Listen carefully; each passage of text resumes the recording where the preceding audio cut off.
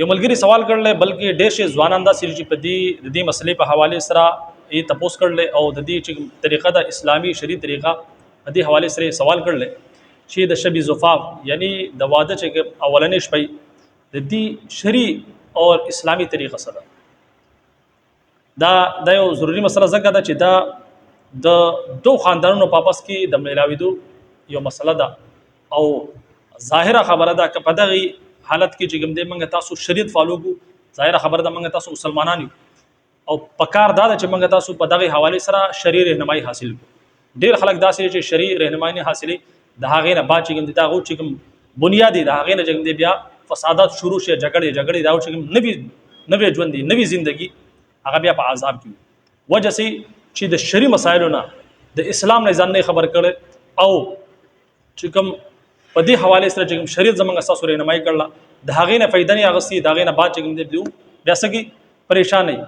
ځکه چې بنیاد خراب شي چې کله بنیاد تاسو صحیح کړئ نو ان شاء الله تعالی الله رب العزت چې کوم دی مخې ته چې کوم دی اساني بږي چې تاسو بنیاد کې چې کوم دی د شریعت نه هټ کې تاسو طریقې کار اختیار کړئ د شریعت نه هټ کې چې کوم دی تاسو اعمال وکړئ نو په دغه ژوندۍ کې دا تاسو چې کوم نوې ژوندۍ شروع کې په دې کې خیر او برکت دي ډیر شي فسادات په دې کې راځي یاد وساتئ چې د شبي زفاف یعنی د واده د اولنې شپې صحیح اسلامي طریقه سره ظاهره خبره ده چې کله جنې را واده شي دا جنې نوي او الکم نوي بیا چې کله دا دوه پس کې ملاويږي نو ظاهره خبره ده بیا خاص کر کې جنې په هغه باندې چې کوم دی هغه بیا ډیر زیاته پریشانی او خوف کې مبتلا نو په دغه حواله سره یاد وساتئ چې کله تاسو څنګه داخليږي خپل کمرې ته نو ټول نمخ کې بسګو سلام وکړئ ډیر شي خلک داسې چې سلام نه کې بیا خاص کر کې زمونږ د پښتو په معاشره کې اذان غټي صاحب چې زب خزي ته سلام کوم په اولنې شپه چې کوم دی هغه خپل سګي خپل یو روب جوړي نو شریعت دا نه وي سلام کول چې کوم دی دا دعا ده سلامتی دعا ده او هر یو سړی دا غواړي چې زما کور کې امن وي سلامتی وي چې یو سړی راولګي هغه چې کوم ابتدا ده هغه د شریعت خلاف وږي سلامونه کی پته کې بیا سلامتی به سوی په دغه کور کې او دغه جوړې چې کوم مخې ته رارانه ژوندۍ هغه به د سلامتی نه خالی وي نو ټول مخې به څه کوي سلام وکړي چې سلام خو کو د هغې نه پس چې کوم دی د جنې چې کوم د اختدي د سر دا براونی سي او په دې باندې به دا دعا وایي اللهم اني اسالك خيرها وخير ما جبلتها عليه واعوذ بك من شرها وشر ما جبلتها عليه دا دعا چې کوم دی دا به وایي د هغې نه بعد چې کوم دی 2 رکعاته صلات الحاجت په خزه خاونه کوي چې تاسو مخکې نه وضو نه بهتره ده که وضو نه نو بیا وضو کوي او د هغې نه بعد چې کوم دی 2 رکعاته صلات الحاجت وکړي او د صلات الحاجت نه بعد چې کوم دی بیا د ځان لپاره دعا وغواړي आपस کې چې کوم مینا محبت د هغې لپاره دوه خاندانونو आपस کې ملاويږي د هغو لپاره دعا وغواړي روان چې کوم تاسو نسل دی تاسو چې کوم بچي پیدا کېږي د هغو لپاره دعا وغواړي چې نیک صالح اولاد تاسو الله رب عزت نصیب کړي ظاهره خبره ده نیک صالح اولاد چې کوم دی دا صدقه جاریه انسان د دنیا نه لاړ شي لیکن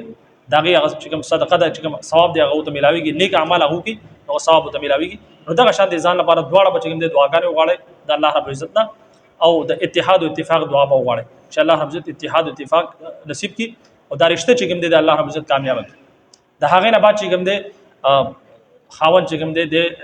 دا سینه چې د ډایرکټ چې کوم دي بیانات شروع کی اصلاحي میسج شروع کی دا سینه ده بلکې د مانوس غول لپاره چې کوم دي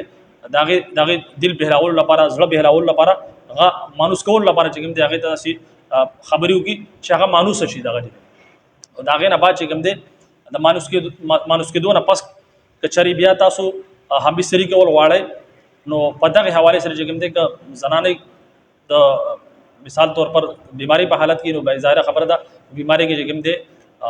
جما کول جایز نه دي بلکې نه حرام دي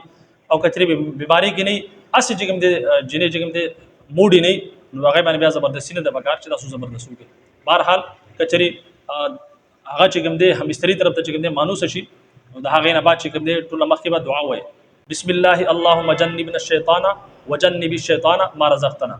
بسم الله اللهم جنبنا الشیطان وجنب الشیطان ما رزقتنا دا دعا به وایي چې دا دعا تاسو وایي نو الله رب العزت چې کوم دي هغه چې کوم بچي پیدا کیږي دغه کورواله نه هغه چې کوم دي الله رب العزت به شیطان د شرور نه دغه حفاظت کوي د هم بستری په حالت کې یو څو خبرو خیال ضروری پکار دی چې قبله طرف ته نه وي دغه شانتي بالکل ځان چې کوم دي بربندول نه دي پکار اگر چې شری حواله سره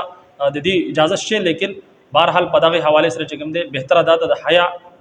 عمل دا دی د حیا مطابق دا عمل له چې تاسو ځان چې کوم دی کوشش دا وکړئ ځان په پرده کې وساتئ بقدر ضرورت چې کوم دی خپل چې کوم جسامت ته کولاو کړئ چې څومره ضرورت دی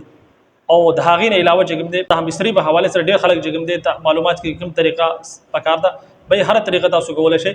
لیکن لاره یو پکار ده داسې نه چې تاسو په غلط لارو باندې چې کوم دی همبستري وکړئ نو ځان به هم ګناهګار کړئ د هغې نه بعد چې کوم دی دا زنانه چې کوم ده دا به هم ګناهګاره شي او د دې عمل سره چې کوم دی ستاسو چې کوم کور والا ده هغه به ستاسو نه متنفر شي تاسو چې کوم بنیاد دی هغه غلط کېښو نو پکار دا چې کوم فطري لار را الله رب عزت کوم همبستري لپاره پیدا کړله په هغې کې همبستري وکړئ باقي طریقې تاسو مختلف استعمالولی شئ لیکن په قرآن مجید کې د یو طریقې ذکر دی هغه زیاته بهتره ده الله رب عزت په قرآن مجید کې فرمایي فلما تغشاها حملت حملا خفيفا فمرت به چې کله خاون خپله ښځه چې کوم ده راونغښته څنګه رانغاړي یعنی خاون لباسې او زنانه دراندي دغه د حیا په مطابق هم ده نو بهرحال د همبستري په حالت کې تاسو د نور جسم نه فایده اخیستی شئ څنګه چې بعض خلک چې کوم دی هغه سینو په حوالې سره تپوس کوي چې آیا سینې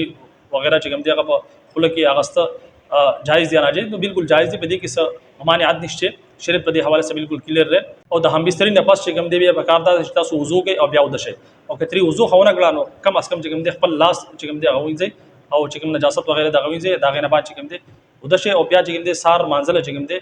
پاسې د مانځه نه مخکې چې کوم دی غسل دواړه وکړئ او د هغې نه بعد چې کوم نارینه دی د جومات طرف ته ځي او زنانه چې کوم دی هغه په کور کې د مونځ اهتمام وکړي نو دا مختصرا انداز کې چې کوم دی